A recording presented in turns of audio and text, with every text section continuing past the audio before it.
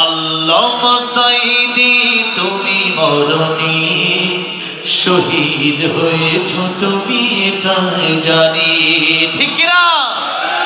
আল্লামা সাইদি তুমি মরণি, শহীদ হয়েছ তুমি এটাই জানি। কারাগারে কাটালে 13টি বছর, বাতিলকে পেছে তোমায় দেখে থর থর। ঠিক না বেঠে? কারাগারে কাটালে 13টি বছর, বাতিলকে পেছে তোমায় দেখে থর থর। তুমি যে ছিলে মোদের নয়নমণি, শহীদ হয়েছ তুমি এটাই জানি। শহীদ হয়েছ তুমি এটাই জানি। দেখা তো হবে না আর এই জীবনে, দেখা হবে জান্নাতে ফুল বাগানে।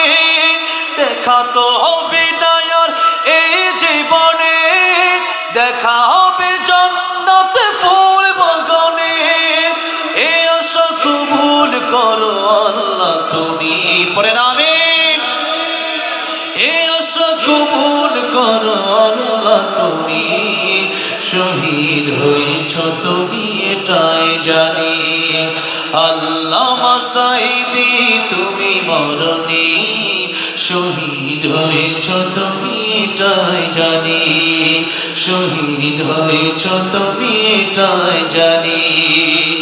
আল্লামা সাইদির কবর তুমি জান্নাতের উচ্চ মাকাম বানায় দাও, জোরে বলেন আমিন। আমাদের কেউ শহীদি মৃত্যু তুমি দান করে দিও, জোরে জোরে বলেন আমিন। কোন স্বৈরাচার কোন জালেমের জন্য আমাদের কোনো ভালোবাসা নাই, ঠিক না ঠিক? যারা এই কোরআনকে ভালোবাসে তাদের জন্য আমাদের ভালোবাসা কম না বেশি? বেশি। এই জন্য আল্লামা সাইদি রহমতুল্লাহ 13 বছর কারাগারে ছিলেন কেবলমাত্র আল্লাহর কোরআনের জন্য, ঠিক না ঠিক? এই জন্য আল্লামা সাইদি রহমতুল্লাহকে 13 বছর তো রাখলো এই জালেম, এরপরে ইনজেকশনের মাধ্যমে শহীদ করে দিল।